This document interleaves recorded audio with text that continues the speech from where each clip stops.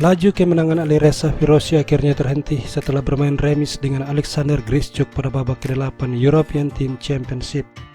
Meski begitu, Prancis tetap menang atas Rusia setelah Maxime Lagarde menaklukkan Andrei Esipenko di papan ke-4. Ini membuat Prancis naik ke peringkat 2.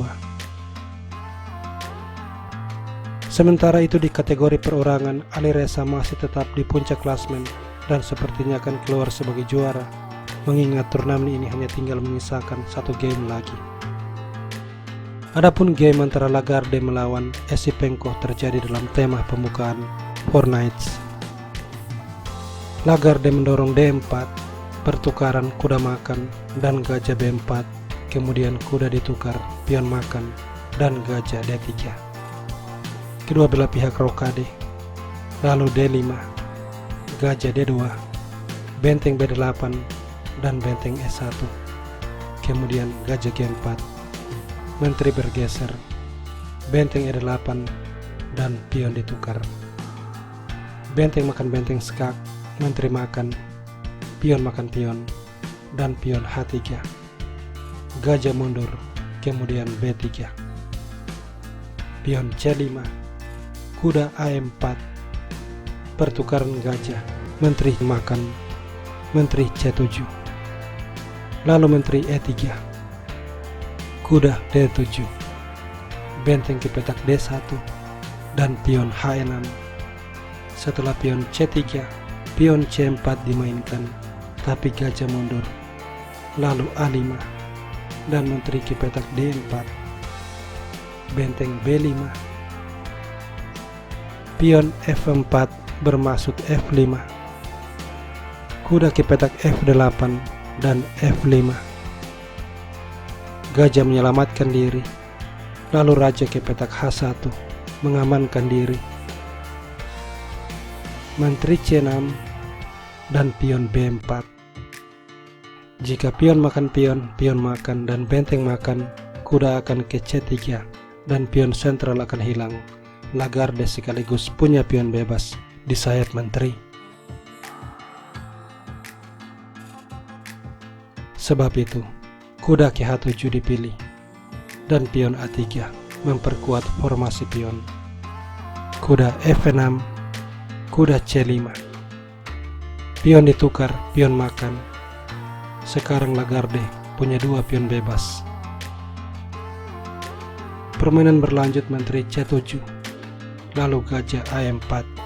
Di sini pada langkah ke-30, Esipenko memutuskan benteng makan kuda.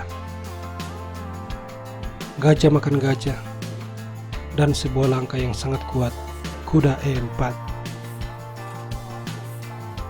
Kalau Lagarde terburu-buru mengambil benteng, dia akan kalah setelah kuda skak, sebab kemanapun raja pergi, menteri akan hilang. Misalnya raja G1, Royal Fork. Dan kalau raja H2, Royal Discovery. Karena itu raja G1 dan menteri makan gajah, pion makan benteng, setelahnya C3, benteng C1, dan menteri makan pion, dibalas dengan C6, menteri E6, C7, menteri C6, lalu menteri E5, pion C2, dan raja ke petak H2 mengamankan raja. Raja F8, raja H1. Esipenko melepas skak, raja ke petak H2. Dan kalau sekarang kuda D3 sebuah forking, ini tidak akan berhasil sebab benteng makan pion mengancam menteri sekaligus mengancam promosi. Jika menteri mengambil benteng, menteri skak, raja bergeser, dan menteri akan ke petak D8 skak, raja H7 diikuti pion promosi. Sebab itu, Esipenko memutuskan untuk mengembalikan kuda. Lalu raja kembali ke H1 dan menteri C5. Pada langkah 42, Lagarde mengambil pion. Jika menteri makan menteri, pion akan promosi.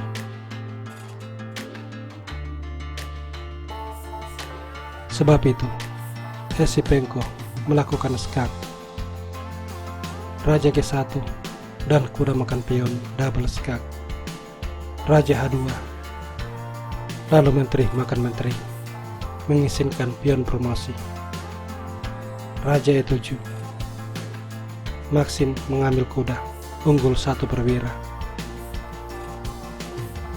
Esipenko masih mencoba, menteri D2 mengancam benteng, tapi kemudian menteri skak. Dan Esipenko menyerah, sebab kemanapun raja pergi, dia akan kalah. Sebagai contoh, jika raja ke petak E8 atau misalnya ke petak E6, menteri skak dan pion bebas akan hilang. Jika pion menutup skak atau melarikan raja ke petak F8, menteri akan ke B4, memaksakan pertukaran menteri. Jika raja ke petak D7, menteri A4 dan kembali pion bebas akan hilang.